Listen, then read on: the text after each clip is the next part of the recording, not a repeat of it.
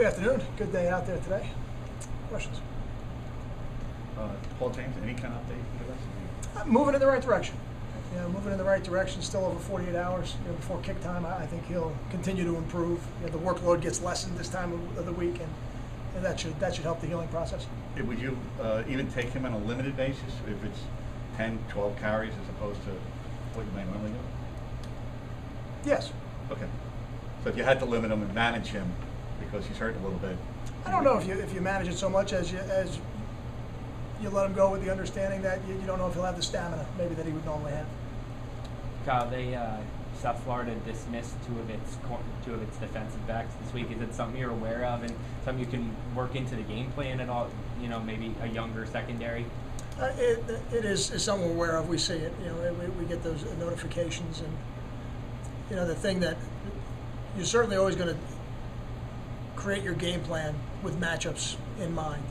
But I think one of the things that they have on their defense is a very strong defensive front, and if you go in with a game plan where you're going to stand back there and hold on to the ball, they're going to get to you. So certainly we're going to try and take advantage of any matchup that we want to take advantage of in the game.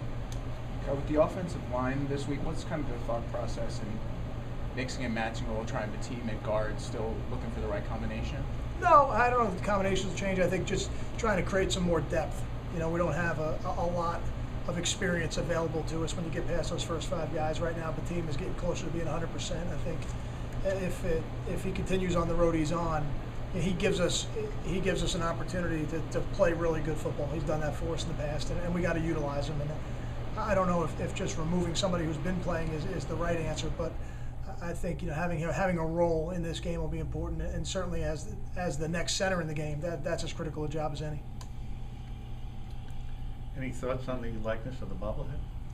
Well, I appreciate the fact that they appear to have leaned it up a little bit for me, so that's always nicely done. I mean, facially, does it look like it? We haven't seen it. You know what? I don't know. I've seen the pictures, and I don't know if I think they've done a great job with it. Let me say that. Kyle, Jamil Morrell was talking yesterday about how he jokingly gets in the faces of the kickers to try to motivate them during practice, and he said that was a tradition with Khalil Gaw, Daron Harmon. Has that been going? That as well. Yeah, has that been going on as long as you've been here? It's been going on. I remember Ramel Meekins doing it, and it's hard. I think I said this when we had a little bit of a kicking.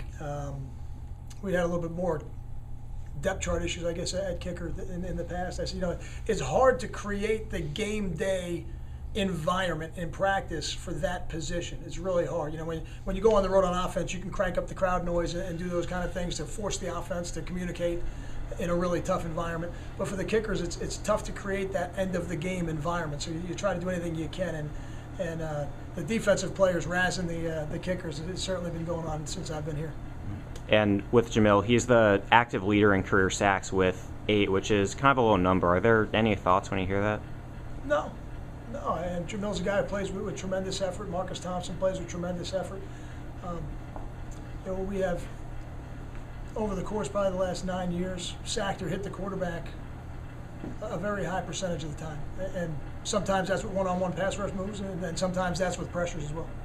We asked you Monday if you expected to see a big jump in Chase, like a week 1 to week 2 kind of jump in Chase. Not at the end of the week. Did you see Chase make improvement? I don't know if you ever see a big jump, but I think you see improvement, noticeable improvement, and I've seen that. I think Chase has made good decisions this week. I think his trajectory has moved in the right direction, but now he's going to be forced to do it against a talented defense.